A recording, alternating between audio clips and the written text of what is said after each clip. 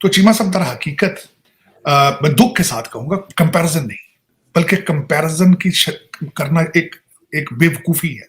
भारत के साथ आपका कंपैरिजन करना बेवकूफी है। मैक्रोन आया हॉल में तो US vice president JD Vance से हाथ मिलाया, सबसे हाथ मिलाया, मोदी जी बराबर में बैठे थे उनसे नहीं मिलाया। ये एडिटेड वीडियो लगाते हैं और इस तरह की इनके पास यही काम रह गया करने को। कि मेरे ख्याल में एशिया का ये पहला प्राइम मिनिस्टर होगा साउथ एशिया का जो किसी आप ये कह लें कि यूरोपीय ममालिक में गया और इसी इतने डेवलप कंट्री में गया और उसका हेड ऑफ द स्टेट उनको रिसीव करने आया, ड्रॉप भी करने गए। रिसीव। हिंदुस्तान जो है वो एक बहुत इंपॉर्टेंट कंट्री है और सभी लोग उसके बारे में जानना भी चाहते हैं, और अगर कोई विजिट होता है वहां के प्राइम मिनिस्टर का तो उसको ना सिर्फ ये कि पूरी दुनिया का मीडिया कवर करता है, बल्कि पाकिस्तान का मीडिया भी उसको कवर करने की अपनी पूरी कोशिश करता है। कि आपकी 60% पॉपुलेशन इस वक्त 30 इयर्स एज है, और मैं गारंटी कर देता हूं उनमें से 90% जो है पीटीआई के सपोर्टर है।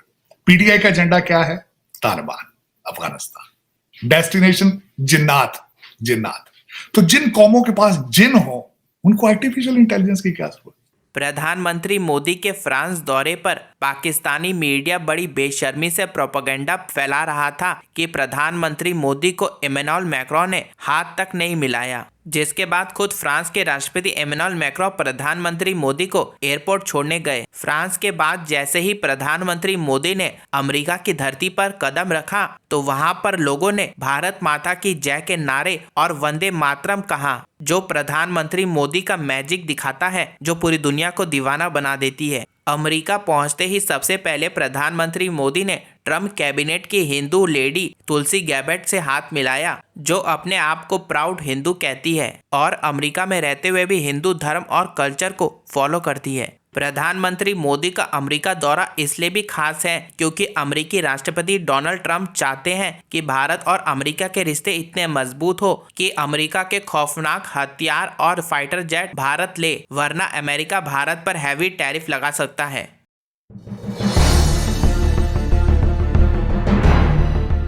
ताट साहब, सबसे इम्पोर्टेंट जो इस वक्त डिस्कशन हो रही है यूरोप के अंदर, भारत के वजीर आजम नरेंद्र मोदी फ्रांस गए हुए थे और फ्रांस में उन्होंने अपना पिनोका रॉकेट सिस्टम जो है वो फ्रांस को बेच रहे हैं। ताट साहब, ये बड़ी अचंभे की बात है कि ग्लोबल साउथ का मुल्क है इंडिया, जो कि वेस्टर्न टेक्नोलॉजी पे बिलीव करता है, लेता है, जो कि मुसलसल ले रहा है, लेकिन अपनी भी चीजें बेच रहा है। जरा इस पे भी कमेंट कीजिएगा।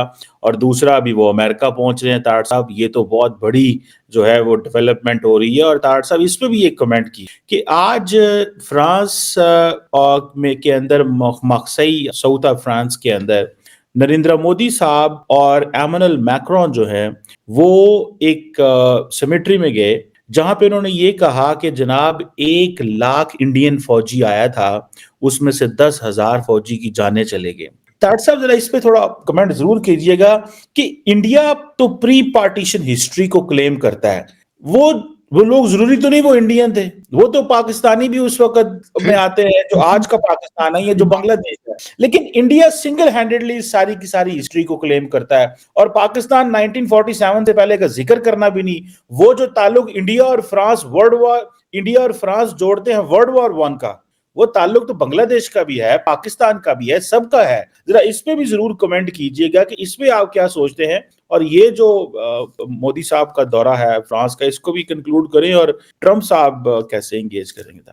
चीमा साहब, पहले सबसे पहले जो 2 ऑप्टिक्स मैं आर्टिफिशियल इंटेलिजेंस की वो उनकी ट्रिप था जिसको को चेयर किया, सबसे बड़ी, ये भी बहुत बड़ी बात है कि भारत का वज़ीर आज़म जिसने को चेयर किया, और फिर उन्होंने कहा कि अगली सदी में artificial intelligence will be humanity का कोडिंग करेगी चीजें। अमेजिंग। फिर वहां उन्होंने स्पीच दी, उसमें सबसे बड़ी बात यह थी कि उन्होंने इंग्लिश में स्पीच दी, जो कि मोदी साहब अक्सर नहीं देते, हिंदी के अंदर वो अपनी स्पीच देते। दूसरा, जो ऑप्टिक्स वहां से नजर आ रहे थे, मैं वो इसी पे बात करना चाहूंगा, बल्कि उसको अटैच करना चाहूंगा जो आपने बात की उस सेमेटरी के अंदर जाके उन्होंने जो वर्ल्ड वॉर 1 और उसमें अपना हिस्सा जो क्लेम कर रहे हैं हिस्ट्री में, या उनके अपनी पार्टिसिपेशन बता रहे हैं यूनाइटेड इंडिया की, उसकी वजह है ऑप्टिक्स। तस्वीर, मैंने पहली जो तस्वीर देखी जिसमें मोदी साहब दरमियान में बैठे थे, एक साइड पे मकरान थे और दूसरी साइड पे यूनाइटेड नेशन के सेक्रेटरी जनरल, एक तस्वीर मैंने ये देखी, आप उससे अंदाजा लगाएं उनका को चेयर करना इस समिट को। फिर उसके बाद ये कि दूसरी तस्वीर में बताना चाहूंगा कि हमारे जेडी वाइस बैठे हैं उनके साथ, और साथ उषा बैठे हैं उनके साथ। फिर उसके बाद भारत का इस वक्त अगर देखा जाए तो कटिंग एज टेक्नोलॉजी में भारत का कद काठ देखा जाए इस वक्त उनकी आर्टिफिशियल इंटेलिजेंस तो छोड़े, जबकि इंटरनेट सारी के अंदर उनकी पार्टिसिपेशन, माइक्रोसॉफ्ट, सुंदर पिचाई अगर देखें वो भी भारत के वो थे वहां बोलने वाले स्पीकर। तो फिर भारत का असर सोख इस इंडस्ट्री के अंदर और फ्यूचर के अंदर बहुत ज्यादा है, बहुत ज्यादा। बल्कि मैं हमेशा आपको बार बार ये कहता हूं, चीमा साहब, इजराइल के बाद दूसरे नंबर पर इस वक्त भारत है। बल्कि मैं समझूंगा कि भारत इजराइल को भी क्रॉस कर रहा है, क्योंकि अपनी पॉपुलेशन की वजह से, और फिर दूसरा उसकी वजह एपेटाइट टू ग्रो, और फिर एजुकेटेड यूथ जो है, मिडिल क्लास। आप क्लेम भारत यहां से चीजें क्रेडिट भारत लेके जाना चाहता है, आप पाकिस्तान से चोरी करके बाहर भागना चाहते हैं। आपका इस वक्त 22,000 ब्यूरोक्रेट जो है वो डुअल सिटीजन है। और मैं दूसरी अगली बात बताना चाहूंगा, IMF एक थर्ड पार्टी है, वो आके इस वक्त आपको कह रही है कि ग्रेड 17 से लेकर ग्रेड 22 के जो लोग हैं उनके एहसासों की लिस्टें इकट्ठी करें, उसकी रिपोर्टिंग होनी चाहिए। और दूसरा, इस वक्त करप्शन ट्रांसपेरेंसी का जो रिपोर्ट आई है, तो आपका नंबर उसमें 135 है। तो चीमा साहब, दर हकीकत मैं दुख के साथ कहूंगा, कंपैरिजन नहीं, बल्कि कंपैरिजन की करना एक बेवकूफी है। भारत के साथ आपका कंपैरिजन करना बेवकूफी है, बल्कि बांग्लादेश के साथ भी आपका कंपैरिजन करना बेवकूफी है। आपका कंपैरिजन बनता है सिर्फ अफगानिस्तान के साथ। आर्गुमेंट ये है, the most popular leader in Pakistan, the most popular party right now in Pakistan is PTI और टीटीपी की बहुत ज्यादा रिसेम्बलेंस है। एजेंडा एक है, रियासत मदीना है, जिहाद है। वो बांग्लादेश वेरी इंटेलिजेंट पीपल, उनका माजी बहुत जबरदस्त है। आपकी ख्वाहिश है जिहाद हो, हम जिहाद करें, हम मारे जाएं या मर जाएं। हालांकि ये आपके डीएनए में चीजें मौजूद ही नहीं, खुद फरेबी का शिकार है। मैंने आपको कई दफा कहा है, Pakistan number 1 crisis and issue is the identity crisis.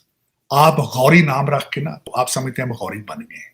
इस वक्त अली अमीन गंडापुर साहब गजनवी की मिसाल देकर समझते हैं मैं गजनवी बन चुका हूं, हालांकि आपके डीएनए में ये नहीं। मैं एक छोटी सी मिसाल देना चाहूंगा, आज तक तुमने देखा है कि कोई इस सब कॉन्टिनेंट का बंदा यहां से उठ के गया हो, किसी फॉरेन कंट्री के ऊपर हमला किया हो या उसको उस पर कब्जा करने की कोशिश की है? आज तक नहीं हिस्ट्री में हुआ। आप सिर्फ फॉरेन इन्वेडर साहब के सामने लेटने की सलाहियत रखते हैं, इसके अलावा कुछ नहीं, इसके अलावा कुछ नहीं। चीमा साहब, आर्टिफिशियल इंटेलिजेंस, ये चीजें नाम, ये जो मैं कई दफा कहता हूं सिलिकॉन कर्टन और दूसरी चीजें तो तब आएंगी अगर आप जिन्नात से जान छूटे। आपकी इस वक्त जितनी यूथ है, मैं बड़ी खतरनाक बात है, मैंने कल परसों डीप सीक से पूछा कि what is the future of Pakistan. उसमें से कई चीजें उसने बड़ी खोल के सामने रखी हैं, उन्होंने बड़े पॉलिटिकल करेक्टनेस के लिहाज से जवाब दिया, लेकिन सबसे बड़ा जवाब ये दिया कि आपकी 60% पॉपुलेशन इस वक्त 30 ईयर्स एज है, और मैं गारंटी कर देता हूं उनमें से 90% जो है पीटीआई के सपोर्टर है। पीटीआई का एजेंडा क्या है? तालिबान, अफगानिस्तान, डेस्टिनेशन जिन्नात। तो जिन कौमों के पास जिन हो, उनको आर्टिफिशियल इंटेलिजेंस की क्या जरूरत? मैं शर्मिंदगी होती है कि सारा दिन उर्दू में गालियां लिखी,